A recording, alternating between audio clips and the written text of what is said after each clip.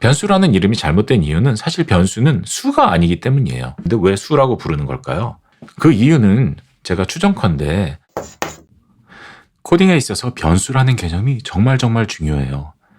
코딩 전체에서 변수는 얼마나 중요한 걸까요? 몇 퍼센트? 이건 제 개인적인 생각인데 코딩 전체의 3분의 1은 변수인 것 같아요.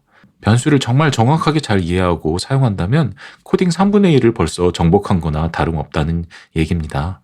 물론 지극히 개인적인 생각이에요. 그만큼 변수의 개념을 잘 잡는 것이 정말 중요합니다. 변수란 게 뭘까요? 변수는 컴퓨터 메모리에 값을 담아두는 거예요. 어떤 데이터를 저장하는 상자라고 생각을 하시면 됩니다. 자, 여기에 상자가 하나가 있죠. 메모지가 여기 있고요. 3이라는 숫자를 썼어요. 3이라는 데이터거든요. 이 3이라는 데이터를 상자에 넣겠습니다. 그러면 3이라는 데이터가 담긴 상자가 되는데 이게 바로 변수라는 겁니다. 이거를 한번 파이썬으로 표현을 해볼게요. 오늘 강의도 코딩이 플랫폼 연습실에서 해보도록 할게요. 여러분들은 첫 강에서 말씀드렸듯이 파이썬이랑 VS 코드 같은 에디터를 직접 설치하셔서 해보셔도 좋습니다. 코딩에는 제가 초보자들을 위해서 개발하고 있는 플랫폼인데요. 관심 있으신 분들은 고정 댓글을 참고해 주시면 되겠습니다. 자, 아까 상자에다가 3이라는 숫자를 넣었잖아요. 그거를 한번 파이썬으로 표현을 해볼게요. 상자 equal 3. 자, 이렇게 표현을 하면 되겠습니다. 자, 그런데 여기서 주의할 게 있습니다. equal, 등호는 보통 뭐랑 뭐가 같다는 뜻이잖아요. 근데 여기서는 그러한 의미로 받아들이시면 안 되겠습니다. 3이라는 것, 오른쪽에 있는 거를 왼쪽에 있는 상자라는 변수에다가 넣는다라고 생각을 해주시면 돼요. 그림으로 조금만 더 설명을 드리면요. 상자라는 변수가 있고 여기에 3이라는 거를 집어넣는다. 이렇게 표현을 할 수 있겠습니다. 등호가 바로 이 집어넣는 거의 의미라는 거죠. 근데 뭐 사실 등호의 의미가 아예 없지는 않아요. 왜냐면 상자에 3이 들어가면 상자의 값도 3이 되기는 하니까요. 그러니까 같기는 같은데 같다는 의미보다는 왼쪽으로 들어간다는 의미로 생각을 해주시면 좋겠습니다. 그래서 어떤 다른 프로그래밍 언어에서는 상자 이렇게 화살표로 쓰는 경우도 있어요. 왼쪽으로 들어간다라고 해서. 근데 파이썬에서는 그냥 등호를 써주겠습니다. 또 한 가지 헷갈리시면 안 되는 게 지난 시간에 배운 비교 연산자 있잖아요. 뭐랑 뭐가 같다 라고 했을 때 프린트 ABC가 ABC랑 같냐 이렇게 했을 때는 당연히 true 같으니까 true가 이게 나오겠죠. 그랬을 때 같냐의 의미는 등호를 2번 써줬어요. 왜 귀찮게 등호를 2번 쓰지? 라고 생각을 하셨을 텐데 그 이유가 바로 여기에 있습니다. 등호 1번 쓰는 것은 변수 할당에 사용이 되는 것이고 등호를 2번 쓰는 것은 비교 연산자 이렇게 구분을 해주시면 되겠습니다. 자, 그러면 상자에 3을 넣었으니 이 상자를 프린트를 해볼까요? 상자 프린트하면 3이 나오죠. 그럼 3을 프린트한 거랑 상자를 프린트한 게 똑같은 거죠. 프로그래밍 코드에서 변수를 사용한다는 건 그 변수 속에 있는 값을 가져다가 사용한다는 의미와 같다고 생각을 하시면 됩니다. 이렇게 프린트를 할 수도 있고 상자에 4를 더한다. 이렇게 연산을 할 수도 있어요. 코드를 실행해 보면 7이 나오죠. 그리고 변수를 2개를 만들 수도 있어요. 박스는 10. 상자 곱하기 박스 하면 30이 나오겠죠. 이런 식으로 변수 사이에 연산도 가능하겠습니다. 그리고 변수를 또 변수에 넣을 수도 있어요. 선물은 상자 더하기 박스. 이런 식으로 하면은 하나의 선물이라는 변수에 바로 13이라는 값이 들어가게 되는 것이죠. 지금은 여러분들이 이해하기 편하시라고 한글로 쓴 변수를 써보았는데요. 파이썬에서는 변수 이름을 한글로 쓸 수 있기는 합니다. 하지만 실제 파이썬으로 코드를 짤 때 업무를 수행할 때는 영어로 쓰는 것을 보통 추천을 드립니다. 이렇게 영어로 써서 변수의 이름을 정할 때 X나 Y 같은 이름은 그렇게 좋은 이름은 아니에요. 내가 코딩을 하는 그 상황에 있어서 그 변수가 무엇을 의미하는지를 생각해서 변수의 이름을 짓는 것이 중요합니다. 예를 들어 책의 가격이라면 book price 할 수 있겠죠. 3만 원. 그 다음에 앨범 가격이라고 하면 앨범 가격 4만 원.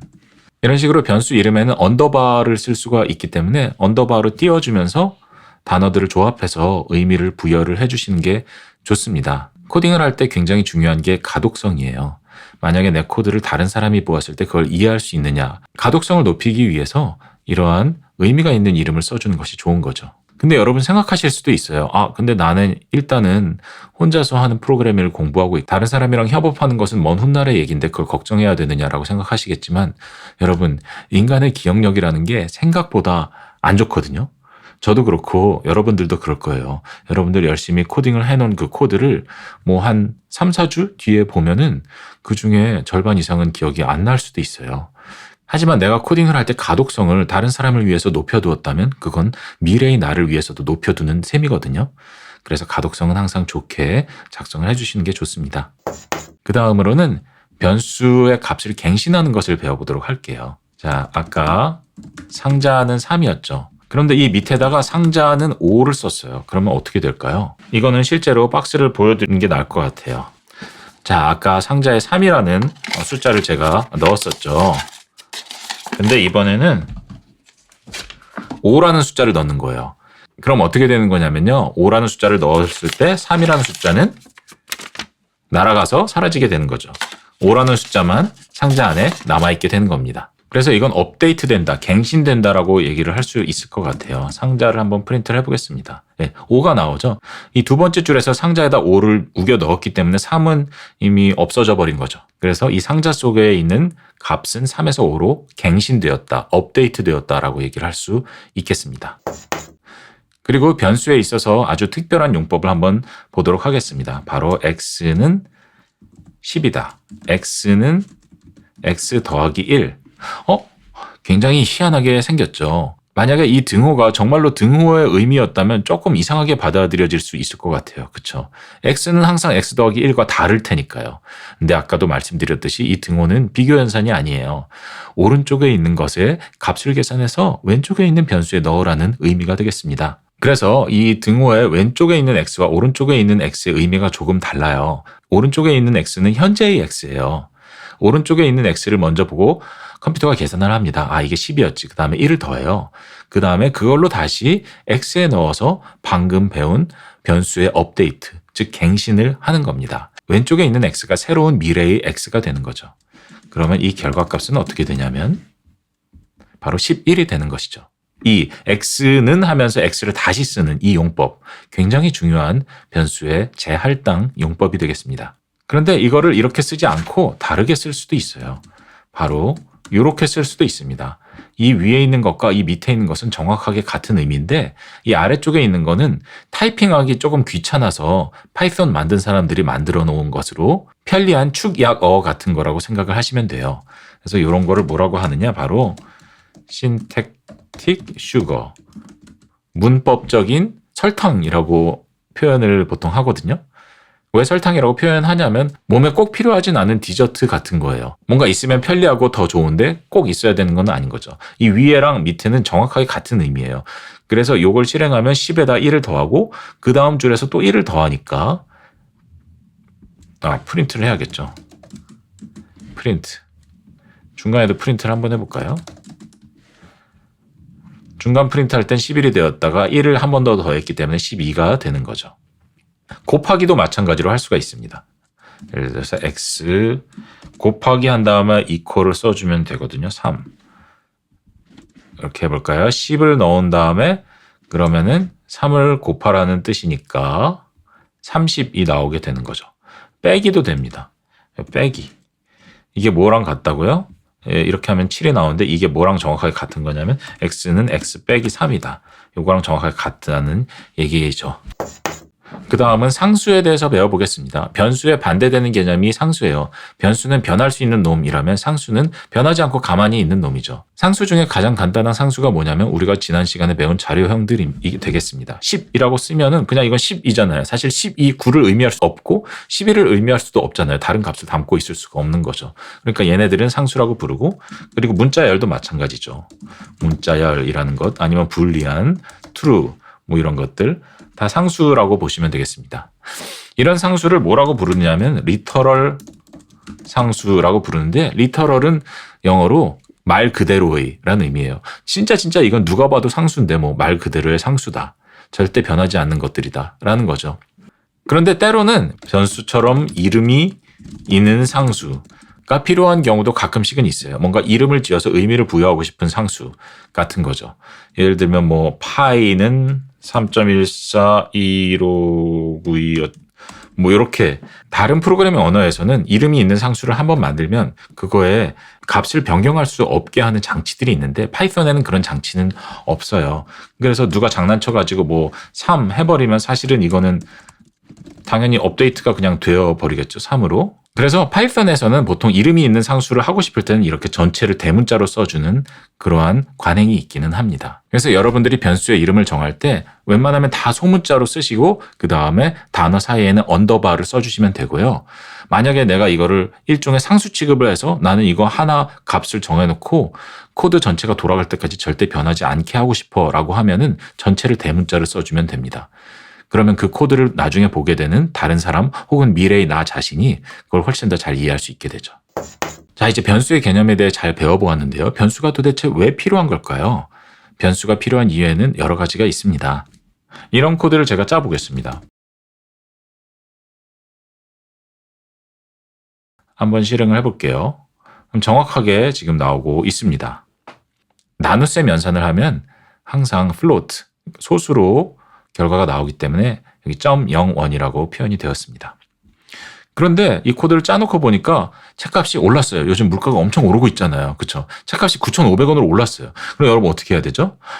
이걸 다 5로 다 바꿔야 되잖아요. 왔다 갔다 하면서. 지금은 3군데만 있으니까 괜찮지만 만약에 이게 100군데 있어 봐요. 여러분들 100군데를 다 실수 없이 고칠 수 있을까요? 그것도 힘들겠죠. 그래서 아예 북프라이스라고 만약에 해놨다면 이렇게 변수를 할당해서 여기서 그랬다면 똑같은 결과가 나오지만 이 경우에는 책값을 내 마음대로 실수했네요. 여기다 곱하기 5를 하고 여기다 나누기 2를 해야 되죠. 그죠? 이렇게 하면 마음대로 바꿀 수 있어요. 9,400원에다 9,700원으로 바꿨다가 마음대로 바꿔도 이 한 군데에서만 바꾸면 되는 거죠. 업데이트를 할 때 굉장히 편리한 거죠. 그리고 나중에 코드를 보더라도 이 북프라이스라는 것만 딱 떨어뜨려 놓고 봐도 이 이름을 보면 책값이구나 알 수 있잖아요. 그리고 나중에 배울 함수라든지 여러 가지 다른 시스템에 이 변수 자체를 통째로 넘겨주어서 정보를 이동시키는 역할도 하게 되는 거죠. 자, 마무리하면서 요약을 해보도록 하겠습니다. 저희는 변수가 무엇인지에 대해서 배웠습니다. 변수는 바로 값을 상자에 넣는 것과 같다. 이것을 뭐라고 한다? 변수의 할당. 할당할 때는 무엇을 쓴다? 바로 등호를 사용한다. 이거는 비교 연산자 는하고 헷갈리시면 안 됩니다. 왼쪽으로 들어가는 화살표와 같은 역할이다. 변수는 사용할 수 있다. 변수를 가져다 쓰면 그 안에 값을 가져다 사용하는 것과 같다. 그리고 변수를 다른 변수에 넣을 수도 있고 자기 자신의 변수에 한 번 더 할당해서 업데이트를 할 수도 있다라고 했죠. x는 x 더하기 1 이런 식으로. 그리고 이거는 뭐랑 같다? 이런 식으로 문법적 설탕이 존재한다. 이렇게 쓰는 것과 같다. 그리고 상수에 대해서 배웠습니다. 상수에는 정말 말 그대로의 상수, 리터럴 상수가 있고 이름을 가진 상수가 있을 수 있는데 파이썬에서는 이름을 가진 상수를 만들 때는 전체를 대문자로 사용한다. 자, 이제 여러분 이제 변수의 개념을 확실히 배우셨으니 앞으로 코딩에서 이 개념을 잘 활용하시면 됩니다. 마지막으로 마치기 전에 변수라는 이름에 대한 제 개인적인 견해를 한번 말씀드려 볼까 합니다. 변수와 상수라는 이름은 굉장히 잘못된 이름입니다. 왜 그럴까요? 변수라는 이름이 잘못된 이유는 사실 변수는 수가 아니기 때문이에요. 여러분들 보셨잖아요. 예를 들어 bookname 해서 이렇게 bookname이라는 변수를 만들면 이게 숫자인가요? 아니죠. 문자열이잖아요. 그쵸? 문자열이 될 수도 있고 불리언 타입이 될 수도 있고 어떤 다른 게 될 수도 있는데 왜 수라고 부르는 걸까요? 그 이유는 제가 추정컨대 이 변수와 상수라는 개념이 컴퓨터학에서 처음 도입된 개념이 아니기 때문이에요. 변수, 상수, 그리고 앞으로 배울 함수 같은 것들은 다 수학에 있던 개념입니다. 예전에 수학에 있던 variable이라는 개념이에요. variable, 즉 변하는 어떤 것, 그 다음에 constant, 변하지 않는 어떤 것. variable과 constant를 수학에서 한국어로 가져다 쓸 때 이거를 변수, 상수라고 불렀어요. 변하는 숫자, 그냥 가만히 있는 숫자. 근데 수학에서는 이게 아무 문제가 없었죠. 왜냐하면 거기서는 숫자밖에 안 다루니까요. 그러니까 당연히 숫자니까 넘버라는 의미를 가지고 한국어를 만든 거죠. 그때까지는 아무 문제가 없었는데 나중에 컴퓨터학이 도래하면서 컴퓨터학에서는 수학의 개념을 그대로 쓰게 된 거죠. 수학에서의 베리어블과 컨스턴트를 가져다가 컴퓨터학에서는 쓰게 됐습니다. 하지만 영어를 보면 아시겠지만 얘는 변한다는 의미밖에 없고 얘는 가만히 있는다는 의미밖에 없잖아요. 숫자라는 개념이 없죠. 그러니까는 문자열이나 분리형 같은 거를 이걸로 써도 아무런 이상한 점이 없는 거예요. 하지만 한국어에서는 이름은 변수인데 사실 속에는 문자열이 들어가 있는 희한한 상황이 되어버린 것입니다. 그러면 더 정확한 이름은 무엇이 될 수 있을까요? 뭐 변하는 물건, 변물, 상물 뭐 이렇게 부를 수도 있을 것 같고요. 아니면 뭐 변하는 기계, 뭐 변기, 상기, 아니면 변하는 놈, 변놈, 상놈 뭐 이렇게 부를 수도 있겠죠. 사실은 약간 농담입니다. 재미있으라고 한 얘기고 뭐 상놈이라고 부를 수는 없으니까요. 변수와 상수로 이미 이름이 정해져 있으니까 저희는 뭐 그걸 따라야겠죠. 여러분들 변수와 상수 개념 잘 확립하셔서 앞으로 나올 더 어려운 개념들도 잘 이해를 해보도록 합시다.